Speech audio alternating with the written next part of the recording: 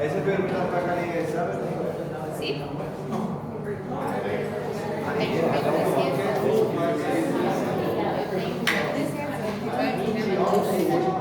Chagas está poquito. Está cortito. Ya, hasta aquí, hasta esta diapositiva su examen del sábado. ¿Ya? No, hasta enfermedades ateroscleróticas. ¿Ya? Vamos a empezar.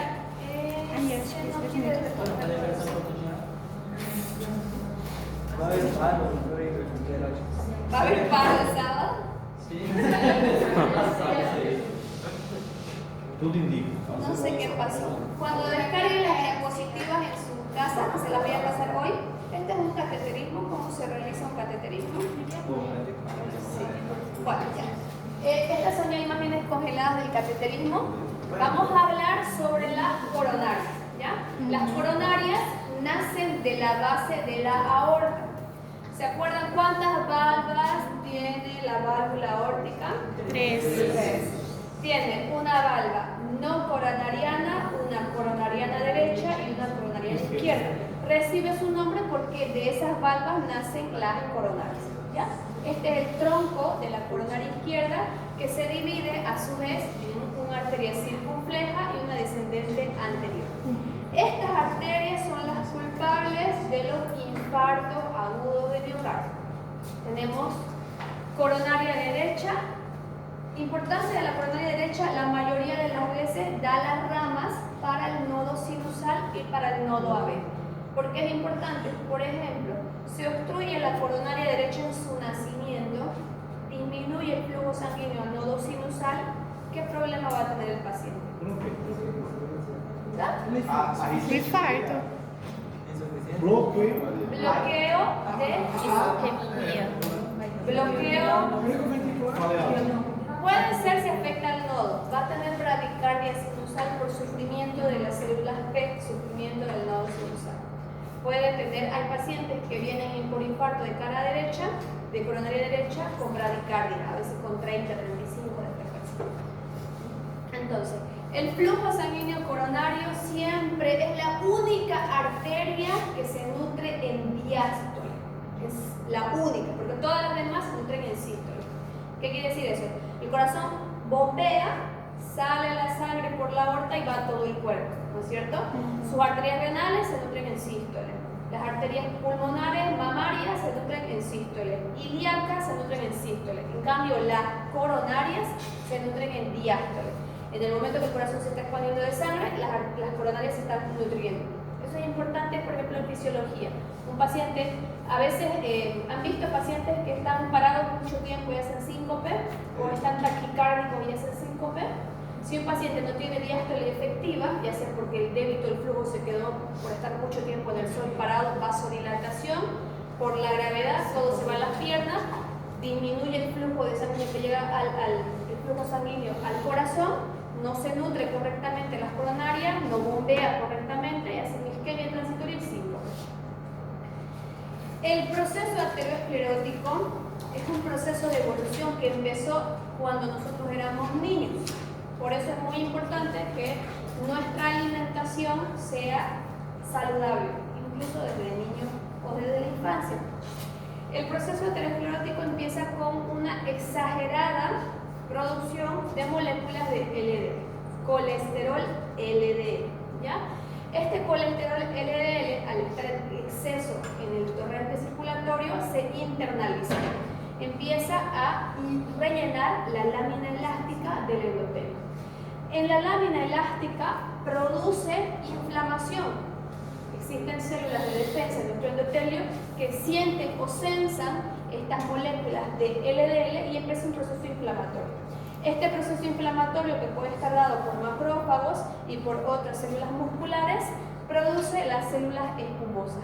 Estas células espumosas son acúmulo de grasa, células inflamatorias, plaquetas, glóbulos rojos, blancos, y es lo que va a hacer que se produzca la famosa placa aterosclerótica. ¿Ya? Esta placa aterosclerótica va a estar ayudada por muchos eventos nocivos, ¿no? Cigarro, diabetes, hipertensión, sedentarismo, bueno, factores genéticos y ambientales también. En la cardiopatía isquémica nosotros vamos a tener dos escenarios. El primero son los síndromes coronarios agudos. Ese paciente que llega con un dolor opresivo en tórax anterior irradiado a mandíbula, irradiado a hombro, a brazo, a espalda, con una sensación de muerte inminente, porque ese es el típico dolor de origen coronario. Muchas veces le van al paciente que me duele el pecho, me estoy infartando. ¿Y hace cuánto le duele? Hace 5 meses. Un infarto no dura 5 meses. Un dolor de infarto es un dolor que el paciente siente que se va a morir. El doctor viene frío, pálido, sudoroso. Es muy aparatoso. Los otros son la enfermedad coronaria crónica estable. Es ese paciente que ya tiene conocido un síndrome coronario, tal vez lo tuvo antes o le hicieron un electro, es diabético, tiene algún examen, pero al momento está asintomático, ¿ya? En relación a factores de riesgo, existen factores no modificables como la edad, el sexo, los antecedentes familiares. Si yo tengo un familiar cercano, madre, padre, hermano que haya tenido un infarto, ese antecedente es muy importante para mí. Puedo tener un 25 a un 30% de probabilidades. Existen modificables que yo puedo controlar, como las dislipemias, hipertensión, diabetes. Es hipertenso, buena medicación, disminuimos ese factor de riesgo. Es diabético, buenos controles de azúcar, disminuimos ese factor de riesgo. Es dislipémico, hipercolesterolemia, hipertrigliceridemia, controlo eso y puedo disminuir ese factor de riesgo. Ahora, existen otros que son erradicables, que son el punto de discusión. El cigarro, el sedentarismo y la dieta. Eso sí, yo tengo que modificarlo sí o sí. Vámonos con los escenarios. Muerte súbita no vamos a hablar mucho, son esos pacientes que hacen infarto, hacen arritmias fatales, pueden ser fibrilación, taquicardia, torsada de Pons y hacen muerte súbita. A veces no llegan ni siquiera al hospital. Vamos a hablar del síndrome coronario agudo y de la enfermedad coronaria crónica estable, ya no de insuficiencia cardíaca porque ya lo vimos. La cardiopatía isquémica con insuficiencia cardíaca se trata igual que cualquier insuficiencia cardíaca, con todas las guías y la medicación que vimos ya en el tema de insuficiencia cardíaca. En la enfermedad coronaria crónica estable es ese paciente que tiene una placa aterosclerótica y un lumen todavía que le da flujo en reposo. El paciente no tiene síntomas cuando no está haciendo mucha actividad física. Incluso puede tratar, hacer un tipo de actividad leve, no va a tener síntomas. El síndrome coronario agudo, el infarto agudo de miocardio y la muerte súbita es aquel paciente que tenía una placa, se rompió, las sustancias de la sangre llegaron a querer tapizar esa placa rota y empeoraron el problema. ¿Cómo lo empeoraron? Si está una placa rota, nuestros glóbulos rojos, plaquetas, fibrina, fibrinógeno y todo lo que tenemos en el torrente circulatorio, siempre va a tratar cualquier lesión aterosclerótica como si fuera una hemorragia. Cuando ocurre una hemorragia, se activa el factor de von Willebrand, vienen las plaquetas, forman un trombo blando, luego un trombo duro y luego se llena todo de fibrina. Va a intentar lo mismo con una placa aterosclerótica, pero si yo tengo ya una arteria que está disminuida del lumen, si sobre eso lo relleno de un coágulo para tapar esa placa aterosclerótica, ¿qué va a pasar? Se obstruye, y disminuye mucho más el lumen y se obstruye. O al ser una placa muy levantada por fuera de la pared vascular, el trombo se suelta, migra hasta llegar a una arteria que no lo deja pasar y lo obstruye. Eso es un infarto agudo de miocardio, ¿ya? En la enfermedad crónica estable podemos tener situaciones de vasoespasmo, es una arteria que está medianamente obstruida, hace un vasoespasmo y se obstruye momentáneamente. Podemos tener lesión microvascular, esto es muy típico en diabetes, y podemos tener una obstrucción coronaria fija que no le da muchos problemas al paciente. La presentación clínica típica de un infarto es como les dije, ¿no? Ese dolor opresivo, irradiado a cuello, irradiado a brazo, a veces a omóplato, con sensación muy fea, sensación de muerte que tiene el paciente, que lo hace buscar ayuda, ¿ya? En las otras presentaciones podemos tener clínica de disnea, en la que es crónica estable o más compensada. Localización generalmente típica, tórax anterior, irradiado a hombro, irradiado a omóplato, irradiado a mentón y a brazo izquierdo, ¿no? Es un dolor opresivo, centro torácico y con irradiación a estas zonas. Es importante el tiempo. Siempre tienen menos de 10 minutos y a veces incluso mucho menos, porque el paciente busca ayuda inmediatamente. Aparece generalmente con alguna actividad física que haga acelerar el corazón, un corazón que ya está enfermo por la disminución de este flujo.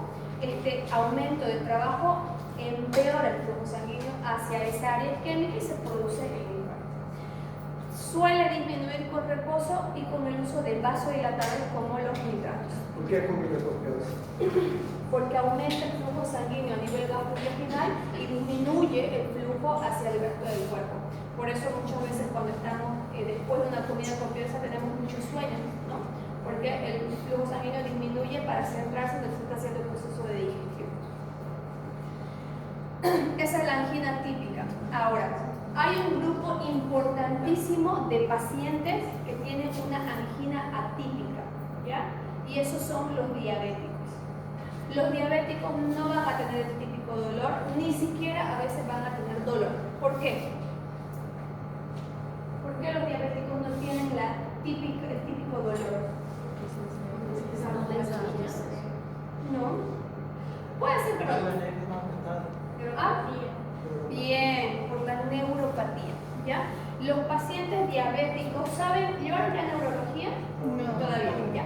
En neurología hay lo que se llama el umbral del dolor. El umbral del dolor, hay personas que tienen un umbral de dolor muy alto y hay otros que tienen un umbral de dolor muy bajo. ¿Qué quiere decir? Los de umbral de dolor muy alto necesitan de estímulos muy fuertes para que se genere dolor. Entonces los diabéticos, al tener esta neuropatía, tienen un umbral de dolor alto. Ellos no van a decir me duele, ellos van a decir me siento fatigado, con disnea, me duele el estómago, tienen síntomas atípicos. Tenía un docente que nos decía todo diabético es coronario hasta que se demuestre lo contrario. Quiere decir que todo paciente diabético, porque la diabetes es una enfermedad aterosclerótica, es una enfermedad heterogénica, es una enfermedad microvascular, tiene daño microvascular, macrovascular, neurológico, aterosclerótico, dislipémico. Entonces, tiene un abanico de alteraciones, por eso se los considera a todo paciente diabético como aterosclerótico.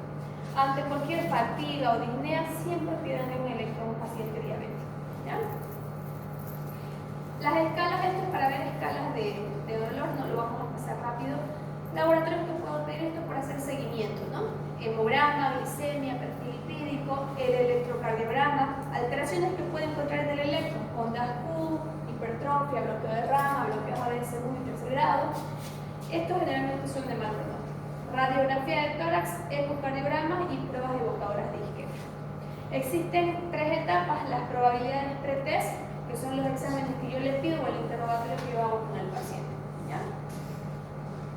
Esto lo voy a pasar, no va a entrar en el examen.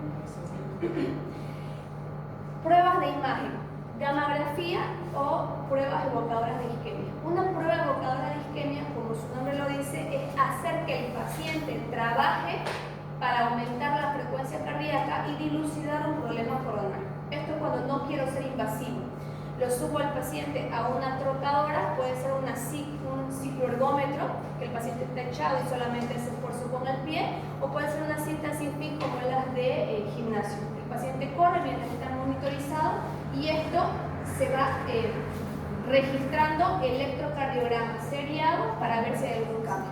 Otra prueba no invasiva es la gammagrafía, donde veo las zonas de isquemia. Las zonas más oscuras son zonas de isquemia, las zonas más claras son zonas donde hay buena perfusión. Los exámenes invasivos ya serían el cateterismo o el ecocardiograma, ¿ya? Bueno, doctor, bueno, es invasivo. No, las pruebas no invasivas serían un ecocardiograma. Invasivas es solo cateterismo, ¿ya? Creo que vamos a quedar ahí porque los veo cansados, aburridos y no me están prestando atención. Ya, salvado. El examen solamente hasta Chagas, porque esto sí es un poquito complejo y quiero llevárselo con calma.